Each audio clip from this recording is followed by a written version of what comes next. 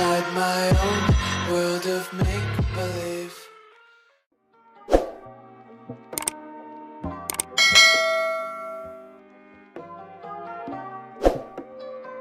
What's good, people? Here, your boy JORDONGK reacts to sports. Back with another video now. The last video was a Conor McGregor takedown video, which was really good. But I wanted to dive in deep into Conor McGregor's mindset and maybe have just like a little motivational video here. Just to really dive deep into his mindset and see what it basically takes to be an athlete at his levels and standards and where he's basically come from. You know, it's something different. I've never really done a video like this. I mean, it's quite a long 18-minute video, so I know some of you will probably skip and probably won't watch it for so long, but that's fine.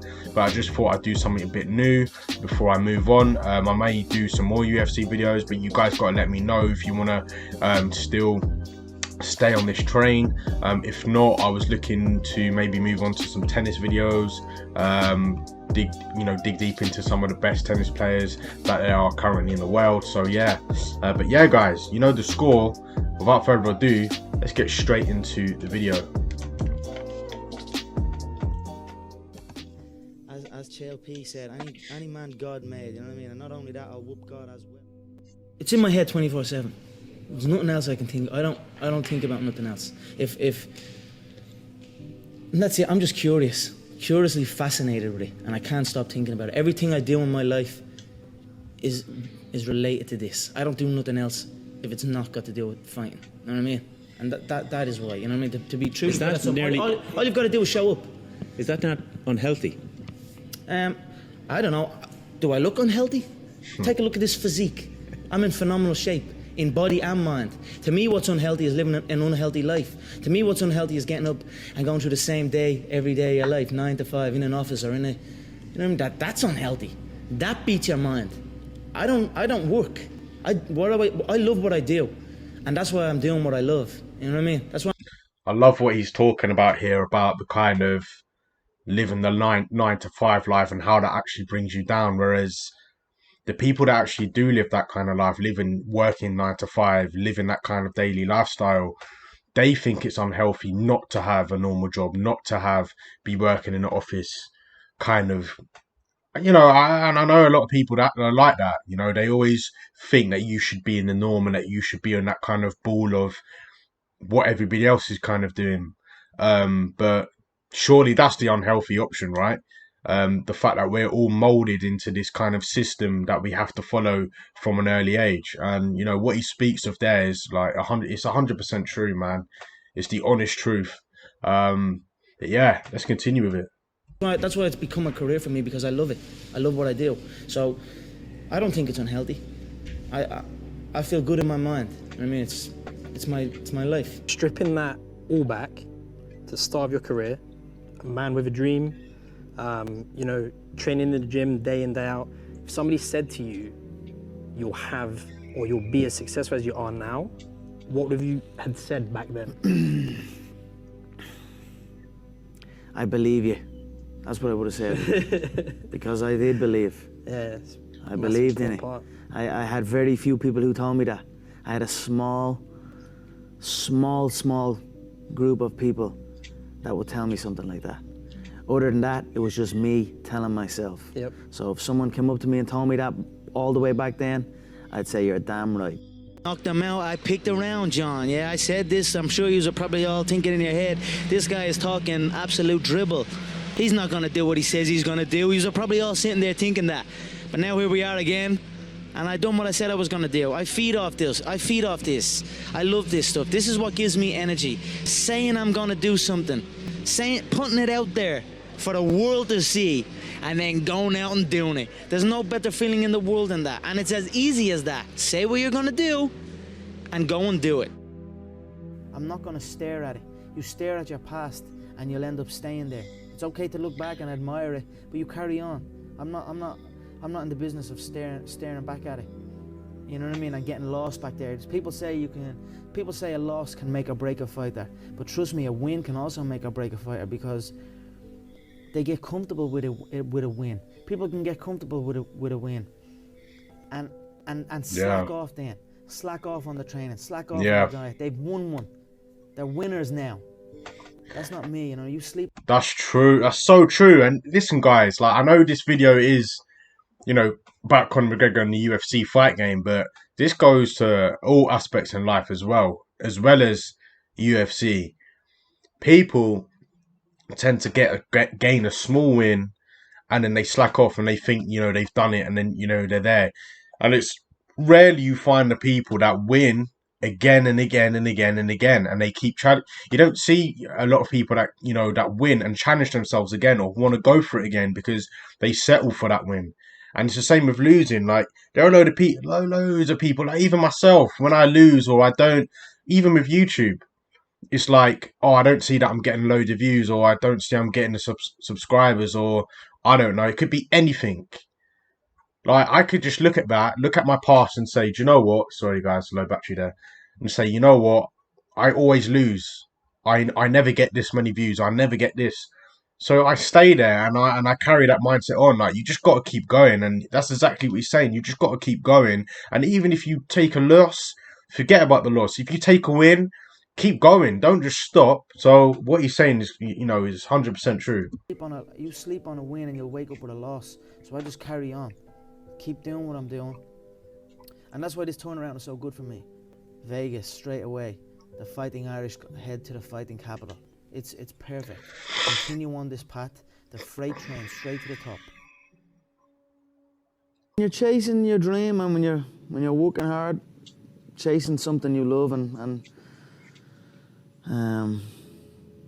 completely dedicated, it just happens. You can't really notice it. You know, even still to this day, I'm in an amazing position in my life, but I'm still working like I'm not.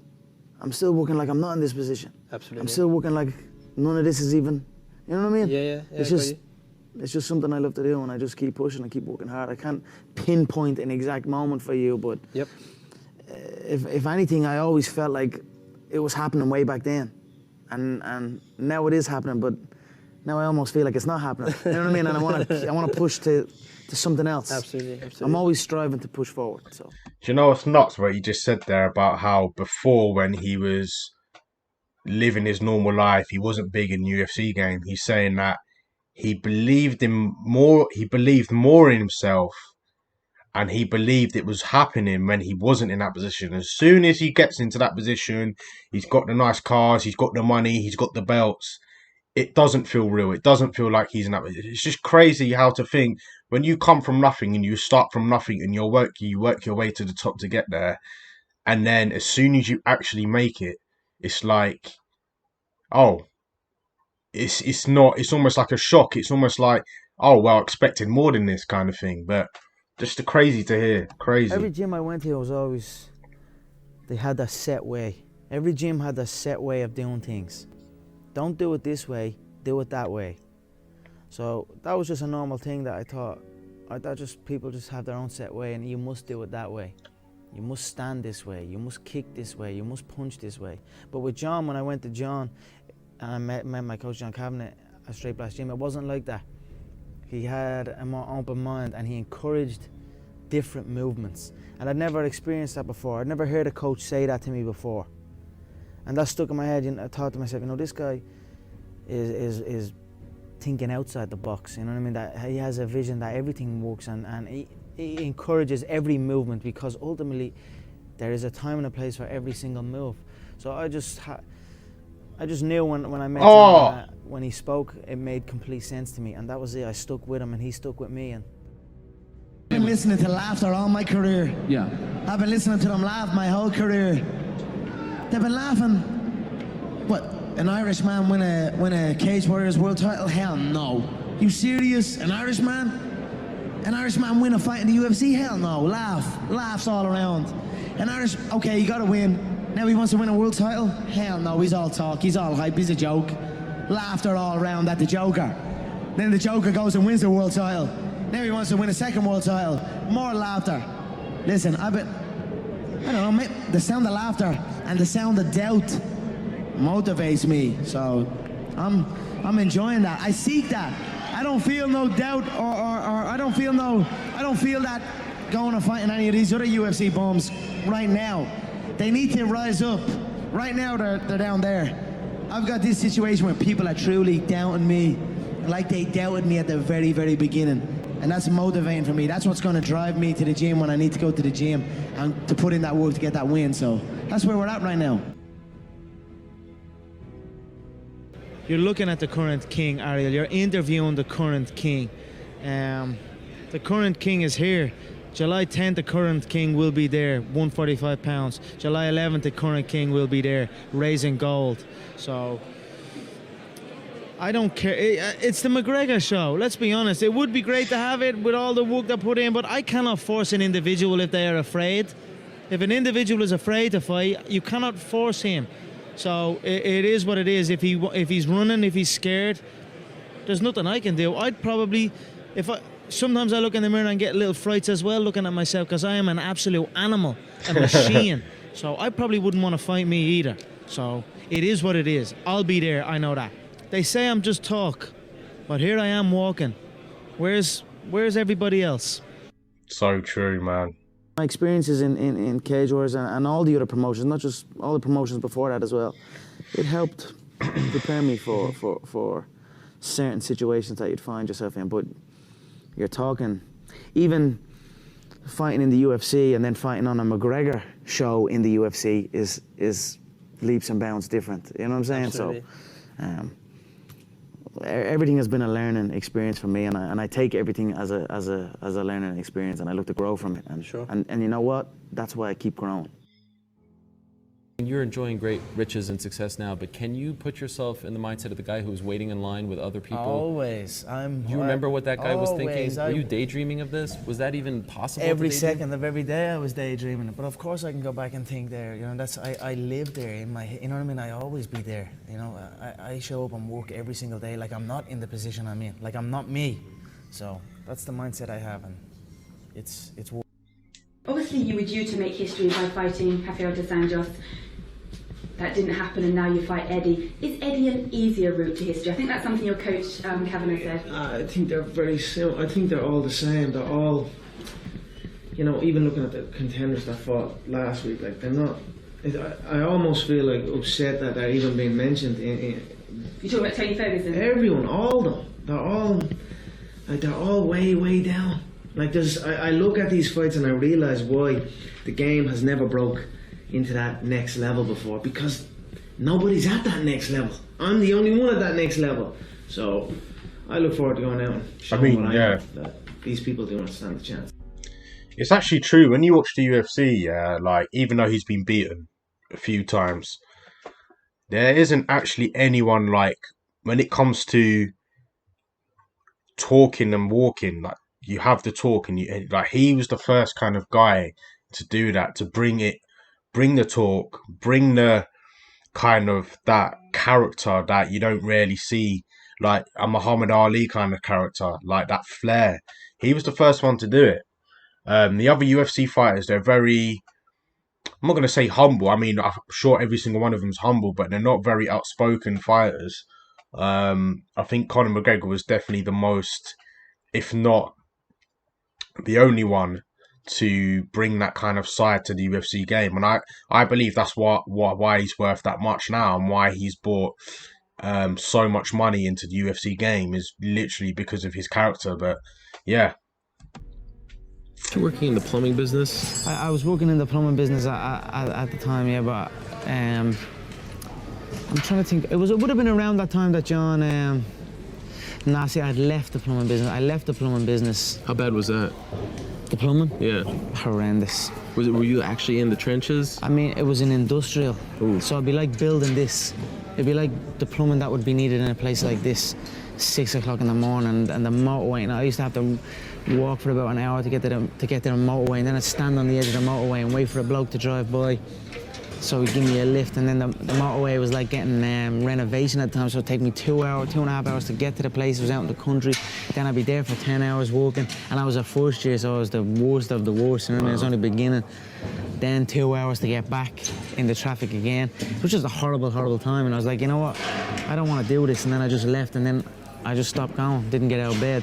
Then my dad would come in and try and bait me out of bed, and we'd have fights, and literally for a good while I never spoke. I didn't really speak to my dad. We just kind of stayed away from each other. Anytime I come across my dad, anytime we did speak was to fight. You lived in his house? Yeah, I was only 18, 17, 18. But you didn't talk to him? Isn't that kind of awkward? Yeah, well, not like it wasn't whatever, you know. You didn't have just a deep relationship? No, but since this has happened, right. Since the dream has happened, since the vision that I had has come true, and like he went through a tough time as well because he got testicular cancer. Oh. So he got sick and all over, and in my head I was thinking maybe I done that because he's worried about me and doesn't know what I'm gonna do, and all these fights that we're having all the time, and like I'm talking full on fights. He come in and punch it. We're going at it. Yeah, we're going at it. You're punching back? Well, yeah, we're going at it. Yeah. Wow. What does your mom say about that? Who's so protective of you? Yeah, I mean, well, she's I don't know. It was just she just stayed out, you know, but. But since, why did it get to that point, to where he was that mad? Because I was doing absolutely nothing. I was out getting into trouble. Yeah, it basically felt like I was doing fuck all. I was a waster. You know what I mean? I was a waster. Got that, called that a lot. You know what I mean? But now, like, and then when I start getting that focus and realize, no, I'm gonna make this happen. And then now that has happened, I'm making it happen. I have a great relationship with my dad.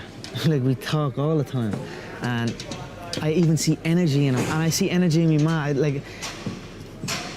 It's depressing times for a lot of people in Ireland. There's a lot of bad stuff going on in the country. A lot of people are struggling. Everybody's struggling. But now, since them seeing me chase this dream, it's giving them an energy, and I see a new lease of life in them, and that alone spurs me on even more. So it's all just a perfect storm that is happening for me, and that is why I have this tunnel vision, and that is why I'm willing to kill every single man in my path to get that belt. You know what I mean? To secure the future, from my family's future. You know what I mean? That's what I'm doing it for. When I was a kid, I used to always visualize stadiums, and like, even when I was playing football, I'd kick the ball against the wall and I'd pretend I scored a goal, and I'd run off and I'd be raising my hand and visualizing a arena full of fans. You know, that was something I'd done as a kid out on my own. I like just running around kicking the ball. So I always had these visions of something, but I just didn't know what it was. And then I suppose when I came to these events and I started training MMA and then came to an event, I was like, okay, this is it. This is what I'm gonna do. Unbelievable, man. Oh my god. I know I've been quiet for some of the video, but I just want, like, obviously I want all the viewers to be listening to what he's saying. I don't want to pause it on any important parts, but like, to go through what he went through at a young age, having physical fights with his dad, being a plumber, quitting the job, waking up, being a time waster, had nothing going within his life. To get to this point now, it's just so inspiring, man, honestly. Hard work pays. I put in a hell of a lot of work all throughout this build-up in the fight. I pumped out more content than anybody, more content than Fox, more content than ESPN, more content than BT Sport, more content than everybody on the Mag Live on my own channels. You know what I mean? I'm a workhorse from all angles, not just in the gym, but I'm building this media empire now myself, and we pumped out the content. I'm very proud of how it went.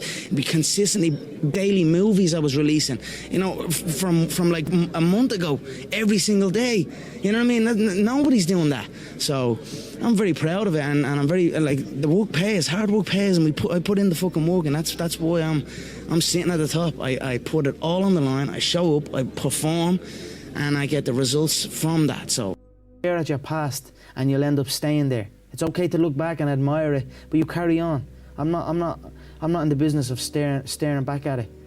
You know what I mean? And getting lost back there. People say a loss can make or break a fighter, but trust me, a win can also make or break a fighter, because they get comfortable with a win. People can get comfortable with a win, and slack off then. Slack off on the training. Slack off on the diet. They've won one.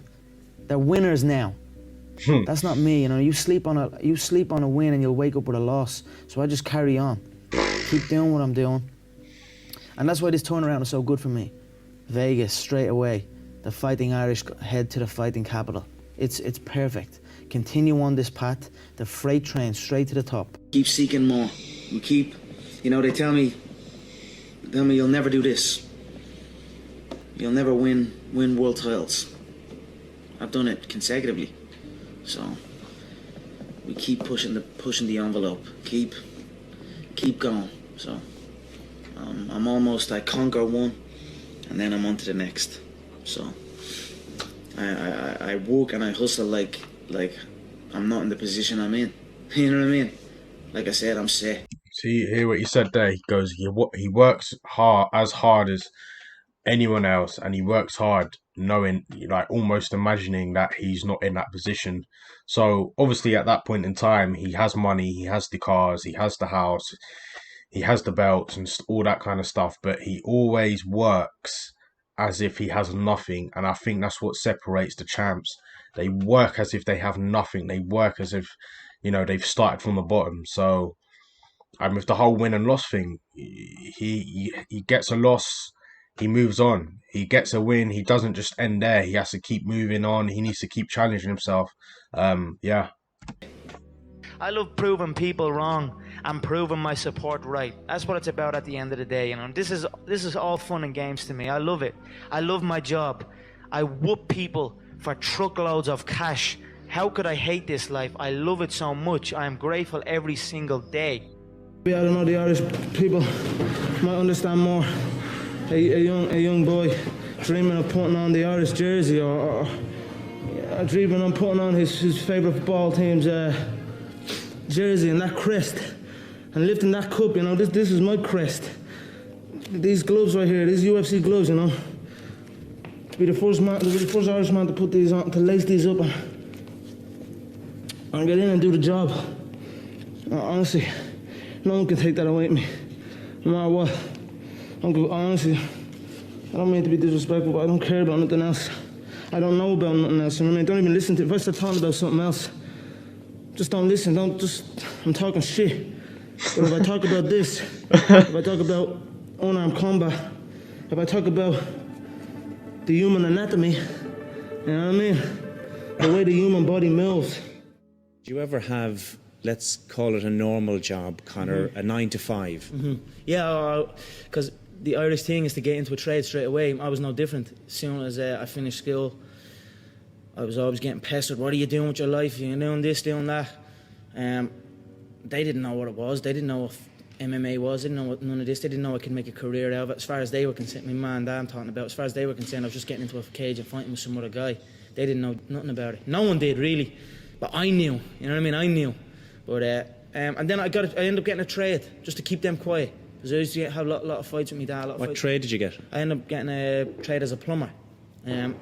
Literally up in the back arse of nowhere, up in the Wicklow Mountains. And funny enough, that site was one of the biggest sites in Europe. Kiltiernan. It was right at that skiing place. Huge. And now it's just abandoned. Now it's just deserted. So I used to go up there 6 o'clock, 5 o'clock in the morning. I was on that M50. I used to have to walk to the N4. About half an hour from my house, wait for some Limerick guy that I didn't even know. He'd drive on the M4 and I'd have to flag him down.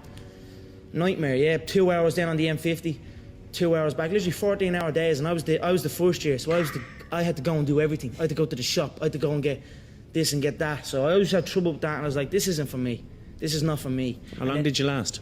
I lasted 18 months doing it, but it was tough, you know what I mean? It wasn't a life for me, you know what I mean? And then John said, because I was training with John as well at the time. And then John got in touch and says, I have a show, I'm running a show, I'd like to fight on it. And then that was it. I just packed it in, didn't show up. My dad used to come in and punch the head out of me and like try and drag me out of bed. And I just wouldn't go, you know what I mean? I had an uproar for a good few years with him over it. Wow, man. And that was it. I just packed it in, quit, and then focused on training.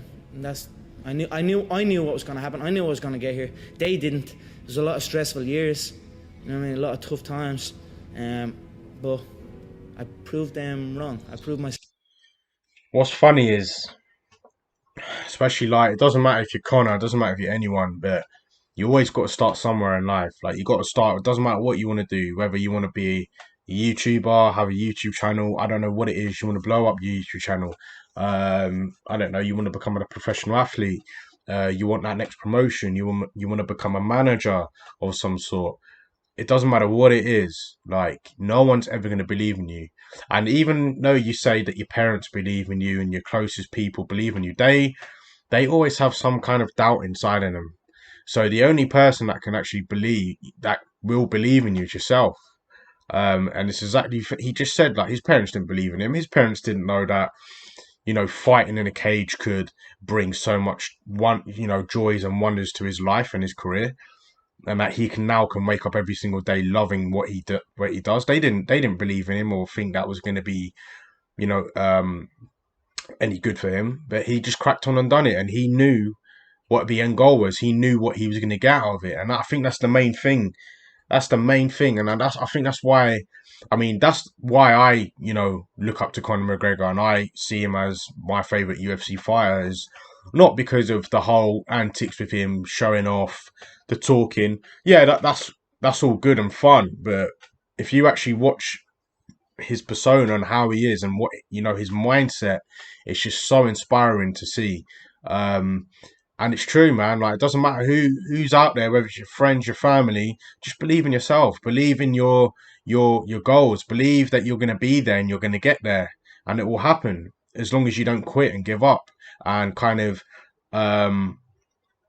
you know, listen to the doubts. Don't listen to your friends. Don't listen to your parents even if they're telling you that it's not going to work. Keep going, like, because you never know if you listen to those thoughts and those doubts. And your friends, and they tell you that it's not going to work, and then you're no good. Imagine where you could be in the next year. Imagine where you could be in the next 6 months. You never know. So, like, his messages are just on point. Yourself right. It's important that you put a conscious effort into appreciating your surroundings. You know what I mean? That's what I do with this place. I absolutely love this city. And even, you know what? I was thinking a lot about Norman Park yesterday after that thing happened, where he was saying about Northern Ireland, and it's a disgrace, and it's this and it's that. It's a negative thing towards your home nation or whatever, you know. But that's not the right way to be. You need to have you need to appreciate your surroundings and be grateful for it, and that's when good things happen. You know what I mean? But to have that bitterness and that negativity, then things start going bad. You know what I mean? So I think the fact that I have them thoughts and that, the fact that I appreciate everything and I'm grateful for the things around me and the way things are going, that's why it's going so good for me. Wow. Yeah, that was good, man. That was a great video by the Million Brothers, I believe, or if that's just the name of the channel. But I just thought I'd do something different now. This video is almost 30 minutes long, so I don't expect most of you to get to this point of the video. But if you have done, and you're a true fan, then I appreciate it. Yeah, man, Conor McGregor, what a guy he is. I mean, many people don't like him. I'm sure he's got a lot of haters over the world just through his kind of the way he acts arrogantly in the public eye. But I believe he has the right to do that. I believe he has, you know, all the rights to do that in his position, because what he's been through, from struggling from, you know, a teenager, then, you know, leaving that trade to basically become a bum and not do anything and become worthless, and then, you know, having physical fights with his own dad, his family not believing in him, and to kind of have that vision and that end goal to, you know, become a UFC fighter. You know, look at the 2 belts there. Like, he is living proof that anything is possible and anything is achievable. And you look, I think he's the richest sportsman, like, in the world so far. I think he's earning the most money so far when it comes to, you know, and that's across all sports. So he would, you know, little Conor McGregor from Northern Ireland, like, you would never. That's what I mean. His family, his friends, the people around him probably never thought he'd get to this point. But look at him now. Now I'm sure all of them want a bit of his money, want a bit of that lifestyle. And it's like, wow, just amazing. It's like, and even his friends, like, his friends probably didn't even see that coming. But he just kind of stuck with his path. He knew it was going to happen. He believed in himself. He didn't listen to the doubts, and he just got on with it. And look where he is now. Just unbelievable inspiration by Conor McGregor there. You know, if you want me to do more of these videos, I don't mind doing it. They are quite long, but, you know, I'm all out. I'm all ears, man. I just thought I'd do something new. The next video will probably be another UFC, probably the final one. I'm not too sure yet. I'll probably do like a montage of like the best knockouts, or I don't know, the best submissions. We'll see. I'll have a little look, and then I think I'll move on to tennis or some other kind of sport. But anyway, guys, that is the end of the video. Make sure you like and subscribe to the channel. Remember to hit that notification bell so you're up to date with my latest videos. Guys, you here with your boy JORDONGK Reacts to Sport. and I will see you in the next video.